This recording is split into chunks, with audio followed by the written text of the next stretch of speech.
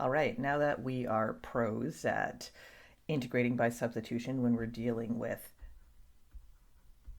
this kind of situation where we have u to the n du, we need to look at that special case where n is equal to -1, because we remember that to use the power rule for integration, we need to not have n equal to -1.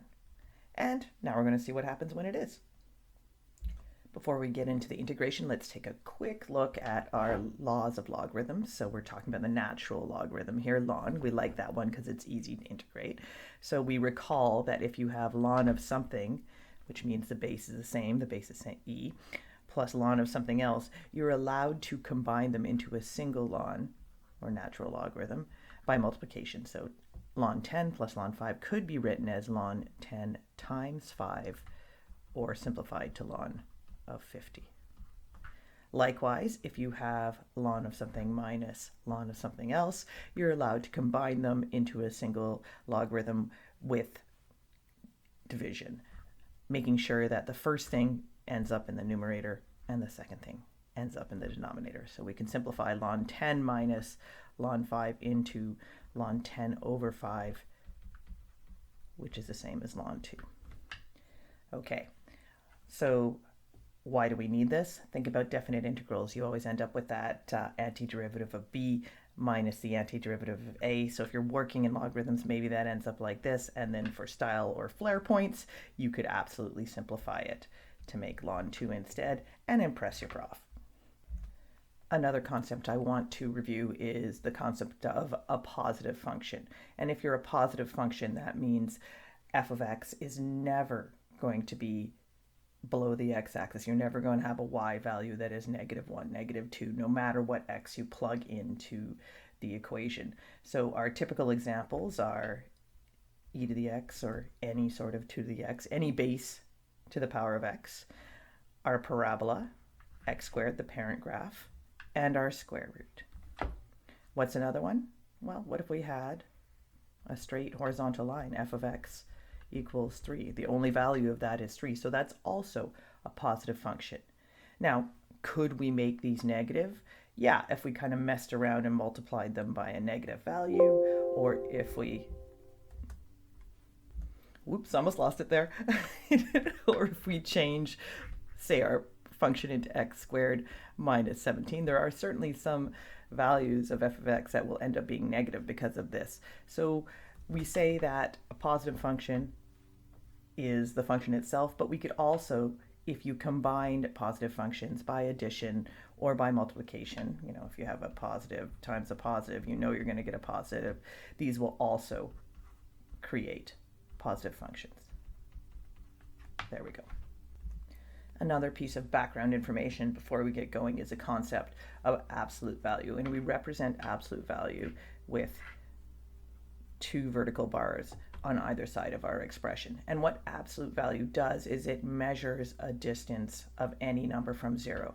So if we look to the picture up here, if we're at -4, the absolute value of -4 is 4, because -4 is 4 units away from 0. The absolute value of 4 remains 4, because 4 is also 4 units away from 0. So if we have an expression that is positive or 0, such as this situation, absolute value of 4, then the absolute value of that expression will simply be that expression. But on the other side, if we have a negative expression, then the absolute value of that expression is going to be the negative. So how do we express that? Let's take this one. If we have the positive version of 3x minus 1, it's simply going to be 3x minus 1. So let's say 3x is over here, whatever it is, and then we're going to subtract 1, and we end up this far away from 0. If we take the negative of that, we apply the negative on the outside, we distribute it to get -3x plus 1. So once again, we're going to start at -3x, which should be the same distance away from 0 as +3x, and we're going to jump up 1, and our absolute value is the same distance. Why are we talking about absolute value? Because we see when we talk about integrating u to the negative 1 du, we're going to bring in the ln, and if we have ln, we need to have an absolute value. So we kind of have to force these positive functions to happen. So to go back a bit, we remember that once upon a time we said if we were ever going to take an exponential, the base, and we were going to graph it, we had that consideration that the base always had to be a positive value. And that's because if we had a base that was negative, we would end up jumping back and forth, right? Each time the exponent was even, we'd have a positive value. And each time the exponent was odd, we would have a negative value. So we had this constraint where the bases always had to be positive. And therefore, our y value, our f of x, would also always be positive. And that would happen regardless of whether the exponents were positive or negative, right? A negative exponent just gives you that fraction. So as the inverse, as an exponential, the natural logarithm has to have the x value positive, and we can force that by using absolute value bars in our equation. That's why we did that. So let's start to get into this by trying to apply the power rule. The idea that the integral of u to the n du is going to be u to the n plus 1 over n plus 1 plus c. And we're going to try and use it in this case. Okay, so typical fashion, we're going to kick out the 3 because it's just noise, and we're going to rewrite this as a power. So we have 7 plus 3x to the power of negative 1 dx. Let's let u be 7 plus 3x, and that means du over dx is simply going to be 3. And we can do a substitution for dx by rearranging this equation. So we can move the 3 over to the left side where it will become division, and we can move the dx to the right side where it just kind of hangs out. So here's a perfect substitution. And maybe I shouldn't have kicked out that 3. Whatever. So we're going to try and use u to the negative 1 du with the power rule. Okay, so we take the 3 we had, we're going to kick out the other 3, and we're going to have the u to the negative 1 du, so a little bit of steps, and we're going to use that power rule, so we're going to get an answer that's 1, and using that power rule, negative 1 plus 1 is 0, so we are going to end up at 7 plus 3x to the power of 0, that's odd, that's always going to be 1, over 0 plus c. And this is the problem. We cannot create a fraction over 0, so the power rule will never work if you're in this situation. We need a different type of substitution. All right, here it is, the formula. If we have u to the negative 1 du and we integrate it, we're going to get ln of the absolute value of u plus c. Now, the only difficult thing about this is we rarely see it in this form. We often see it as 1 over u du, or most commonly as du over u. So we need to be careful that we recognize what's going on, that these are all equivalent, and we can create this situation and get our integration happening. So revisiting our little question that we had before, we said this would actually be 7 plus 3x to the negative 1 dx. So we know that we have u equal to 7 plus 3x. And just quickly going through, we knew that we had du over 3 is equal to dx. So we have our substitution.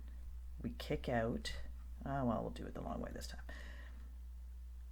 U to the negative 1, and then let's leave du over 3. We kick out that 3, we end up with the integral of u to the negative 1 du, which we have a new rule for. So we get ln of the absolute value of u plus c, and we change it back to terms of x, ln of 7 plus 3x. Oops, I made a mistake. I need to keep that absolute value because this function can absolutely, if x is negative 25, it's going to be negative, so I need to keep those absolute value bars in for safety. And we start with a couple of examples. So we look closely. Our first one, the one on the left, it looks good for a ln. substitution, because we see 5 plus x squared isn't to a power. There are no brackets. But my second one is 5 plus x to the power of 2, which is the same as 5 plus x to the power of negative 2. So I don't think in this case I'm going to use that logarithmic form. I'll probably just use the power rule. All right, here we go. First step, always cleaning up. We get the 2, we kick it out, it's just a number. And then we put our contender for substitution first. And we put the thing we want to make du out of second. All right, let's let u be 5 plus x squared, which means du dx is equal to 2x, which means that rearranging du over 2 is equal to x dx, which is what we wanted to make it into. Okay, here we go.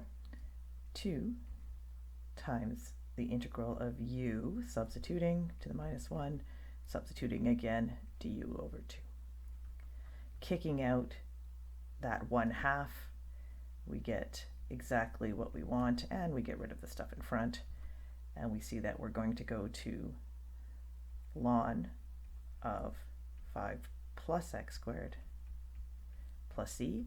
5 is a positive function, x squared is a positive function. They are the sum of positive functions, so we're allowed to drop the absolute value and just use regular brackets for the final answer. Now, looking at the other one, same idea. We kick out the 2. We write down our substitution contender, and then we write down what we want to make into the du. All right, u is going to be 5 plus x, which means du over dx is 1, and du is equal to dx. So a direct, there we go. Heading over, we're going to have 2 onto u to the power of negative 2 du, which integrates to 2 onto u to the power of negative 1, that n plus 1, over n plus 1, that negative 1, plus c. Rearranging, we have negative 2 onto 5 plus x to the negative 1 plus c, which we can also write as negative 2 over 5 plus x plus c. And always doing these integration questions, the hardest part is just being like, what do I have? What is, my substitution going to be? So rewriting is always, always, always the way to go. So if I look at this first one, x onto ln the squared x, that is weird. So I'm definitely going to rewrite.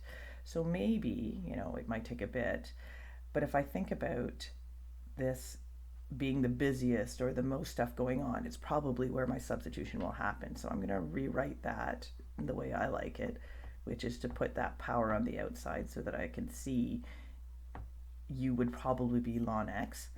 And then I'm like, ooh, the derivative of ln x is 1 over x. Do I have that? Yeah, you do. You have it right here because you've got an x hanging out. So you could just rewrite this bad Larry like this. And then we set up with u is equal to ln x, which means du over dx is equal to 1 over x. And rearranging, we get du is equal to dx over x, which is this in disguise. So we're ready for that substitution to happen, and we're going to be integrating u, I forgot to put the negative, hold on, u to the negative 2 du, and off we go.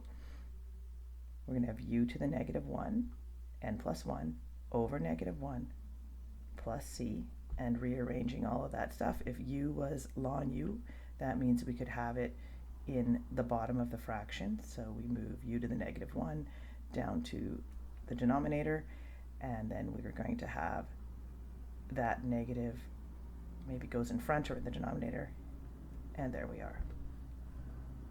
For a second one, you can think about sine x over cos x being tan x, but we didn't really go over that, so let's approach it a different way. I'm going to kick out the 1 over 3 And then I'm going to rewrite cos x to the power of -1. So if I can make cos x u, that works. The derivative of cos x has something to do with sine x, so I can probably make a substitution here. U is going to be cos x. So du dx is going to be negative sine x. Rearranging so that we have sine x dx, which is what we want, we will have negative du equals sine x dx. I love doing it this way because it really stops you from making a mistake with multiplying, dividing, or losing a negative. Okay, all right, let's integrate. So we have the 1/3 we kicked out, cos x is u to the -1, and right now we have negative du. We can kick out that negative, u to the -1 du, which is exactly what we want. So we're going to end up with -1/3 ln absolute value of u plus c, and we turn that back into terms of x, -1/3 ln absolute value of cos x plus c. And once again, cos x is a function that is not always positive. We leave the absolute value bars there for safety. So now we're going to walk through 4 examples for you and see how they go for us. Looking at number 1, first approach, clean it up, get it into something that you can integrate by substitution. So upon investigation, I see, some stuff in the numerator. I see some more complicated looking stuff in the denominator. I see, no power in brackets in the denominator. So I kick out the 2.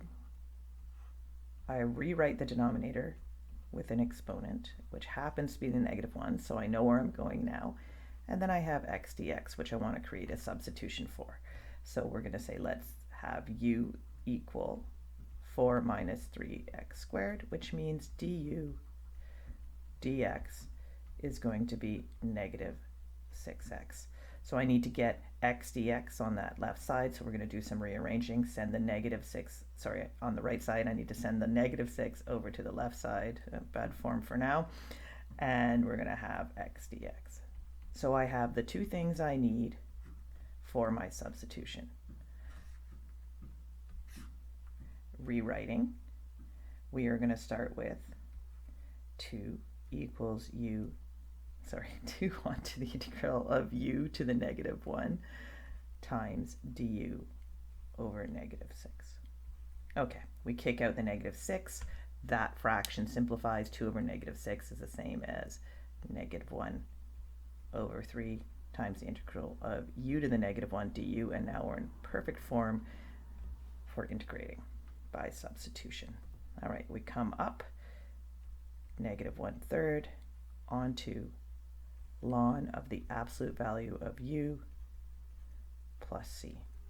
Putting that back into terms of x, -1/3 ln absolute value of 4 minus 3x squared plus c, double checking, and our final answer, can 4 minus 3x squared be a negative function? Absolutely, so we leave those absolute value bars in place. Number 2, we've got a definite integral for the first time, so of course we have to remember that you can either make u bounds or you can leave the x bounds. Maybe for this example I'll make some u bounds, but first we have to figure out what's going on. Let's rewrite, and I'll just drop the bounds for now. We'll bring them back in. So we have sine of 2x to the -1 times cos of 2x dx. All right, so we want a substitution right here. So we're going to say that u is equal to sine of 2x. So if u is equal to sine of 2x, we can now change our bound. So if this becomes sine of 2 times pi over 4, we're going to get sine of pi over 2. Pi over 2 is 90, in case you don't remember. Sine of 90 equals 1. So our u-bound will be 1 on the top, and on the bottom, let's bring it over here, we have sine of 2 times pi over 12, which is equal to the sine of pi over 6, which is sine 30, and you can use your calculator, or you can be like, oh hey, I know that that's 1/2. So these will be our u-bounds. Okay, but let's return now to working through the substitution. If u is sine 2x, du with respect to x is going to be the derivative of the inside, which is 2, multiplied by the derivative of the outside, sine u, which is going to just be cosine 2x. Rearranging to isolate, so we have cosine 2x dx, which is what we want. Du over 2 equals cosine 2x dx. Now we're ready for our substitution.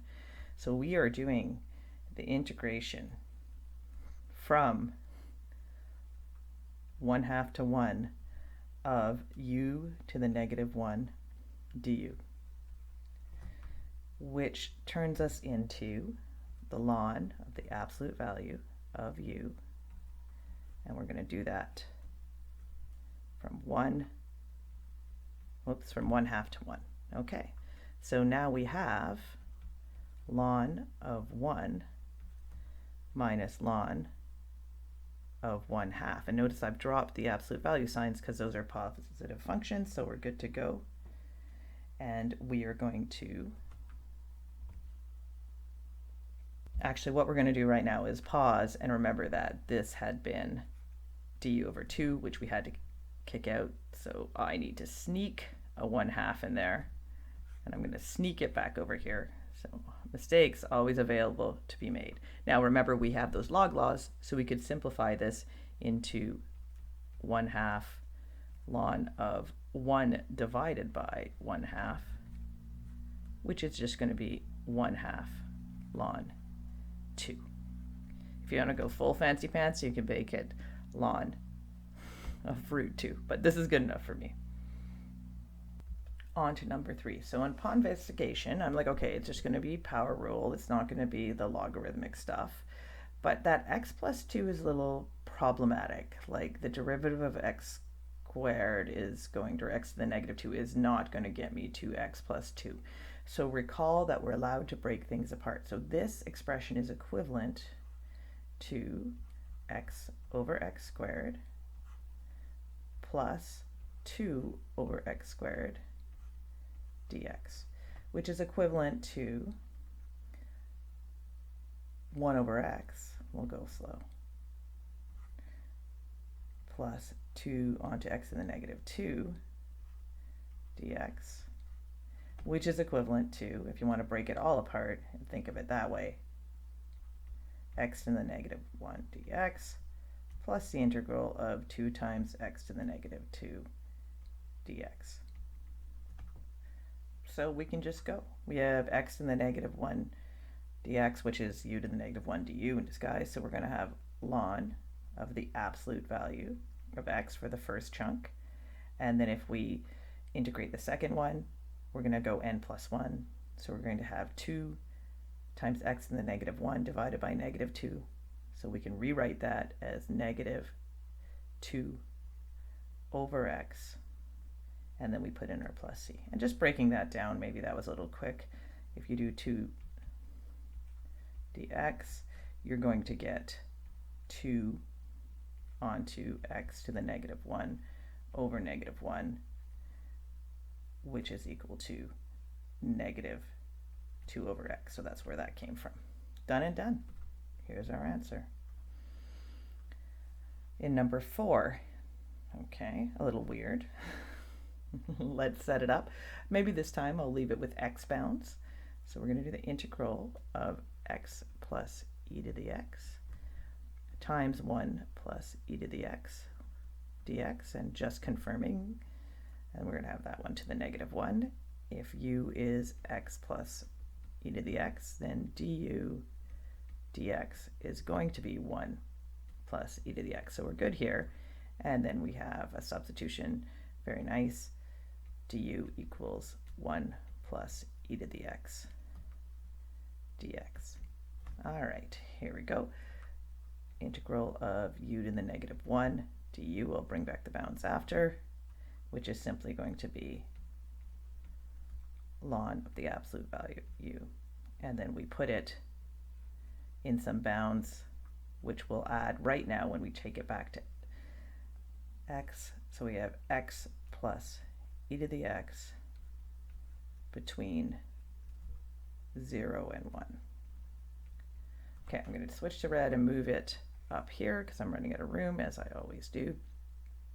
So we're going to have ln of 1 plus e to the 1 minus ln of 0 plus e to the 0, which we can clean up to being ln of 1 plus e, which is a positive function, minus ln of 1. But this is the same as saying ln of 1 plus e over 1. So we can finally get the answer ln of 1 plus e. Done. And recalling this was a definite integral, so that is, if I calculate that value, which I can, that is going to be the area under the curve.